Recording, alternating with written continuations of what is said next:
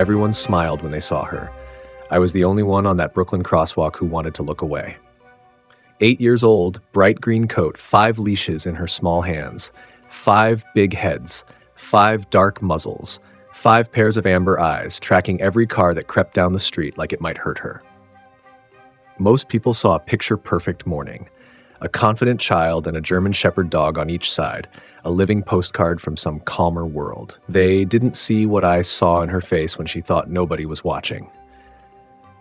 My name is Caleb Ward, and I run the small city shelter 2 blocks off that road. I've watched hard people break down in the quiet of our kennels. But the first time I saw Nora walking that line of shepherds through Brooklyn, New York, it hit me somewhere lower than the chest. Like my ribs forgot what they were for. The dogs moved around her like a tide. Cairo at the front, ears slicing the air. Briggs, heavy and solid, close to her left knee. Lyra and Harbor flanking the back, shouldering away the world. Jet drifting near the traffic side, eyes cutting to every bumper. They formed a wall, not showy, not aggressive, just certain. And inside, that little girl walked like someone on her way to deliver bad news. She never waved at the people filming, never slowed when a horn blared. Her lips barely moved, but I could tell she was speaking to them, not us. The dogs kept their heads low, listening, like a rescue dog squad taking orders from the only person they trusted now. Everyone thought it was adorable, a tiny handler and her perfect street parade. They had no idea those 5 bodies were the only things keeping her from disappearing under her own silence. People think that Crosswalk is just where they happen to see her. It isn't. Every morning at 7:12, like someone set the universe on a timer, Nora turns the corner from her block and the street changes temperature. Engines idle softer. Conversations drop. Phones come up. I stand in the shelter doorway with my coffee going cold and watch the same procession roll toward me. Brooklyn waking up around a child and a German Shepherd dog on either side of her. It looks casual, like any family walk. It's not. Cairo always steps on the paint of the crosswalk first, shoulders squared. Briggs drifts outward, big chest between her and the traffic. Lyra's ear twitches every time Nora exhales. Harbor keeps his body so close to her hip that half her little coat disappears. Jet hangs back a pace, eyes on mirrors, bumpers, the edges where danger likes to sneak in. To the neighborhood, it's become a story they tell tourists. You know, the little girl in the lime jacket, the one with the perfect line of shepherds. They say it with that warm voice people use for a loyal dog they see in commercials. Some mornings, I hear strangers guessing prices, like they're looking at 5 luxury cars, training, breeding, equipment, whatever. They're wrong on every number that matters, because when Nora passes my doorway, I see the tags under those sturdy collars. I know the microchip numbers by heart. On my screen, back in the office, each one is listed the same way. Status, municipal hold. Owner, none. Notes, former canine trainee, returned after handler's death. Everyone on that street thinks those dogs belong to her family. I'm the one who has to remember that, on paper, every single one of them is still an abandoned dog waiting for a decision. The first time I saw her with them, there were bars between them instead of a crosswalk. Nora stood in the middle of our biggest run, boots on wet concrete, hands hanging at her sides. 5 shepherds circled her in slow arcs, claws clicking, breathing heavy, waiting for a voice that wasn't there anymore. To anyone else, they looked like any highly trained street dog unit doing drills. To me, they looked stalled, like someone had hit pause on a life that should have kept going. Her father had been one of those men you remember even if you meet 100 officers a week. Quiet, certain, with a tired joke always ready. He could lower his tone and make any nervous shelter dog believe the world wasn't ending tonight. He worked K9 for the city, brought the dogs past my front desk, promised he'd retire them right when their time came. Then one day, he just stopped coming. No announcement, just an email from the department in a transport van with 5 young dogs in the back. They unloaded like they were still on shift. Cairo scanning exits, Briggs anchoring the line, Lyra pressing her flank against any familiar cloth, Harbor looking for the one human voice he trusted, Jet pacing the fence, searching for a doorway that wasn't there anymore. We tagged them, vaccinated them, wrote their histories into the system with all the flat words people use when they don't know what to do with grief. And a week later, in that same big run, the door opened. Nora walked in without a word. The five of them froze. She lifted her chin the way he used to, gave one short command in that small, steady voice, and those big, broken bodies folded into heel around her like they'd just been waiting for permission to breathe again. Mornings at the shelter started to bend around her. Before Nora, it was keys and metal bowls. After Nora, there was a ritual. She slipped in through the side door a few minutes before we opened, boots squeaking on tile. Cairo's bark dropped the second he smelled her. Briggs backed off the gate. Lyra's spine loosened. The air changed, like somebody turned down a siren only they could hear. We called it a program. Grief support for a fallen officer's kid, supervised contact, logged visits. On paper, it looked like any careful plan for an anxious dog and a guarded child. In real life, it was one small girl counting the last 5 pieces of her father. She checked Paws like he used to, ran her fingers along each collar strap, murmured things I didn't have the courage to get close enough to hear. Harbor pressed to her side. Jet hovered by the door, ears aimed at the hallway where bad news likes to walk. They weren't a working dog unit anymore, not officially. But when she whispered the first command, their bodies clicked into place like they'd been holding their breath all night. I told the city it was working. I sent charts and 2 photos of a child no one wanted to disturb. Then the budget memo landed on my desk. Red numbers, language about reallocating resources. 5 shepherds flagged as non-essential. Recommendation, transfer, reassignment, possible separation. I read it while those same 5 bodies leaned into Nora in the hallway, waiting for their leashes. She looked up at me with that serious face, holding all 5 clips in one small hand. "Are we late?" she asked. I folded the letter before she could see it, slid it under a stack of intake forms, and heard myself lie. "No," I said. "We're right on time." The lie sat in my pocket all day like a hot stone. By closing time, the shelter had gone soft and echoey, that strange hour when the washers hum and the city noise dulls. Most of the volunteers had gone home. The lights in the hallway were half off. Only the dogs that didn't like sleeping alone were still talking under their breath. Nora didn't rush out like the other kids. She stayed. She always stayed. I found her in the big run, back against the cool block wall, knees pulled in, boots scuffed white with concrete dust. The 5 shepherds were stretched around her in a clumsy circle, not like a working formation this time, more like a broken halo. Cairo's head was on her foot, Briggs's side rose and fell against her shin, Lyra's nose pressed under her sleeve like she was searching for a pulse. Nobody was giving commands, nobody was moving. Just breathing. You learn a lot about a companion dog in those dead silent minutes when there's nothing to do and no one to impress. You see where their eyes go when the world stops asking them for tricks. Harbor kept his gaze on her face, blinking slow like he was counting her breaths. Jet tracked every hallway shadow, ready to stand if her shoulders twitched wrong. I lowered myself down by the gate, knees complaining more than I wanted to admit. Didn't say anything. Didn't want to break whatever fragile thing was holding all 6 of them together on that floor. After a while, she reached into her coat and pulled out a photo, edges softened from too many thumbs. Her father, in uniform, kneeling. Her in a red dress, younger, hair sticking to her cheeks from laughing. Those same 5 dogs, smaller, lined up behind them. She didn't look at me when she held it out, just kept her eyes on Briggs's ear. "They remember him," she said, simple as weather. My throat did that tight, useless thing it does when grief recognizes itself in a child. We market a lot of big phrases when we talk about a therapy dog, about programs and outcomes and charts. None of it covers an 8-year-old who has learned to breathe to the rhythm of 5 chests rising and falling around her. On the walk home, I told myself I'd talk to her mother.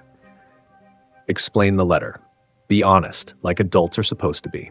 But when we stopped in front of their building and I saw the tired light in that 3rd-floor window, all I could think was one small, selfish thought.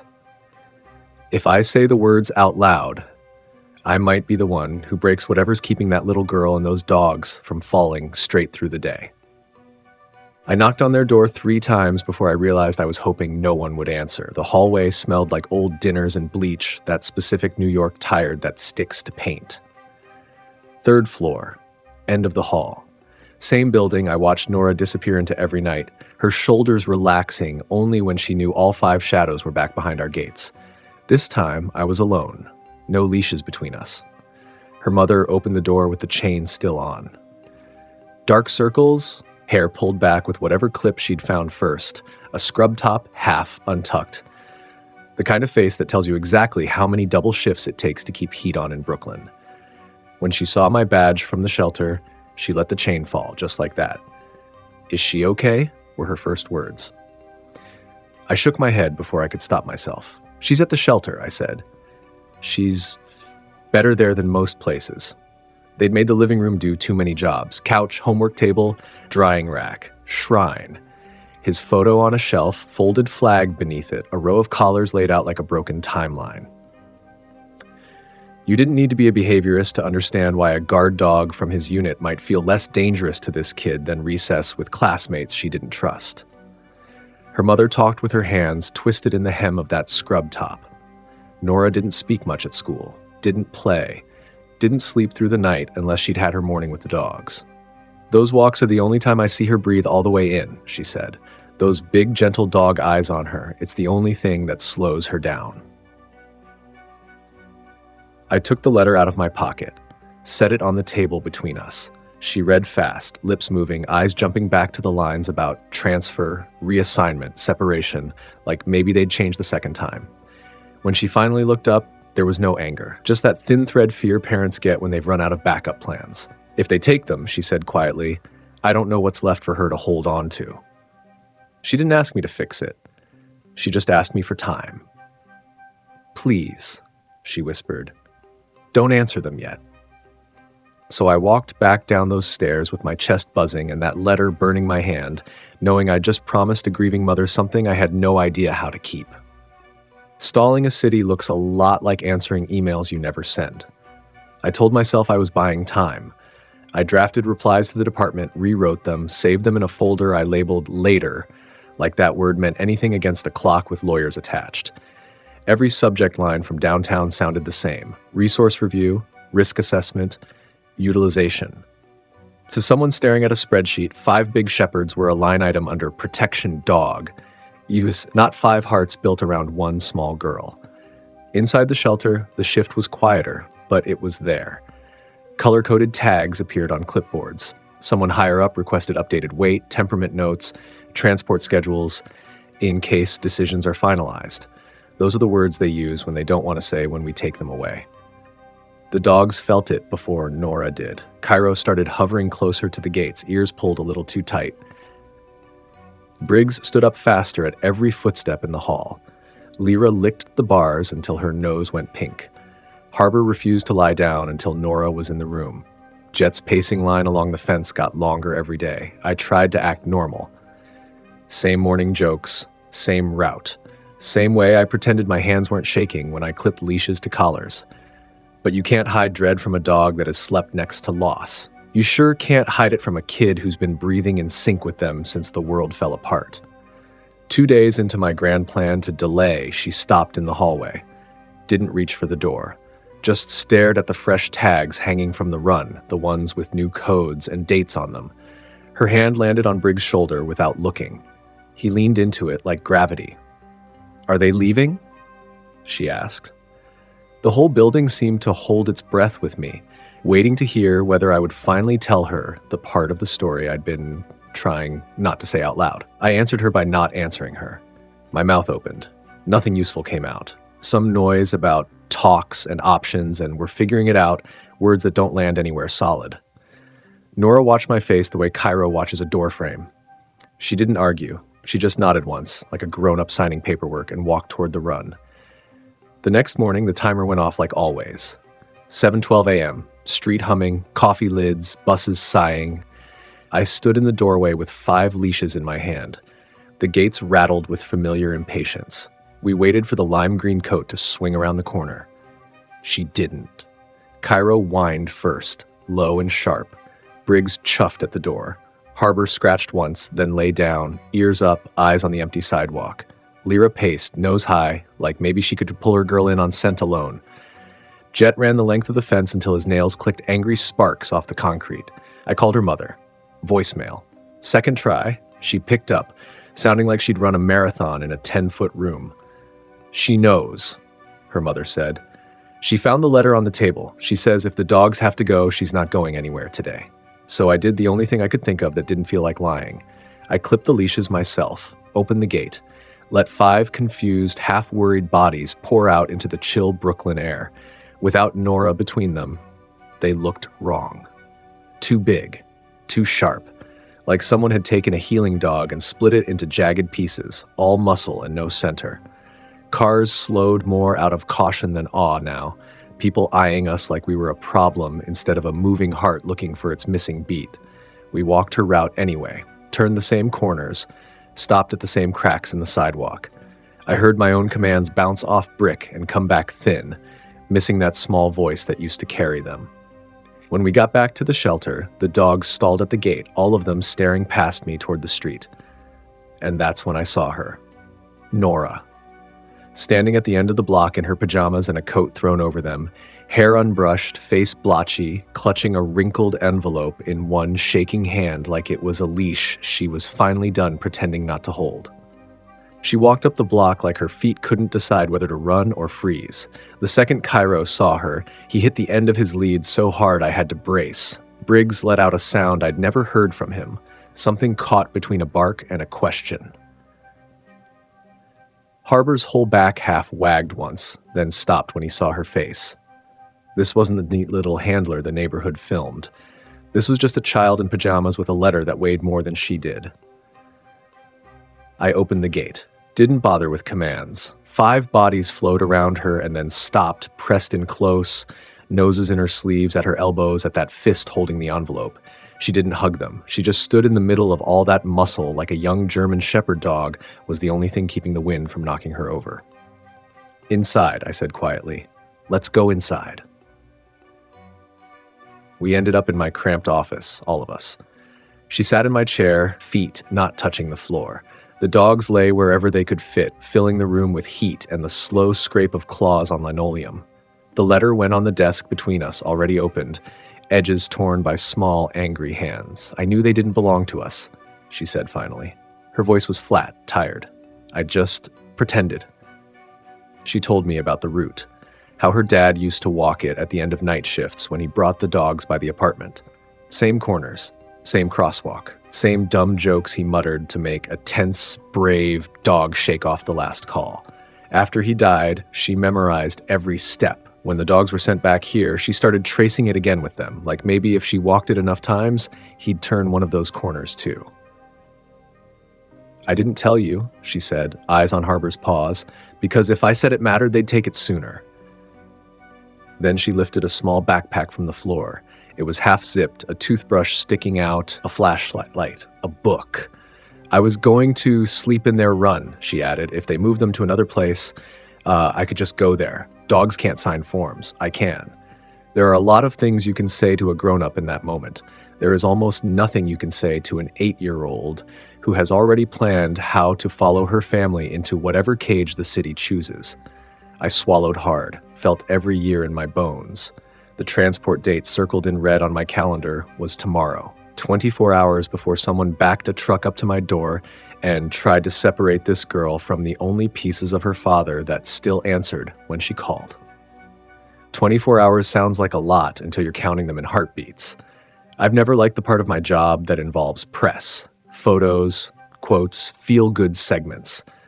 They always want the easy version of what a family dog does for people, the kind with soft music and no mention of what happens when the city quietly cuts a line in a budget. But that morning, staring at the red circle on my calendar, I knew I couldn't fight this with emails in a folder labeled Later. So I called someone who'd taken one of our roughest dogs a few years back. She'd turned him from a shaking crate case into a therapy partner for kids who hated hospitals. Reporter, blogger, whatever you want to call her now, she had a camera, an audience, and a soft spot for lost causes with wet noses. I don't want a story, I told her. I want proof. We met before opening. The city was still gray around the edges. Nora showed up on time, hair brushed this time, coat zipped, eyes older than her years, but steady. She didn't ask why there was a woman with a camera. She just reached for the leashes like she always did. Just walk it, I said, like you do with your dad. She didn't correct me, didn't say, Used to. Out on the sidewalk, 5 shepherds settled around her, and Brooklyn shifted again. Cairo at point, Briggs making space, Harbor glued to her side, Lyra checking her face, Jet scanning the street. The lens followed them through every corner, every pause, every little hand signal she'd stolen from a man who wasn't coming back. By noon, the video was online. Not polished, not cut to music, just raw street noise, a quiet kid, and 5 dogs who moved like one loyal rescue dog around the last person tying them to their old life. People watched, shared, commented words like unacceptable and do something under a grainy clip tagged to our shelter and the department in charge.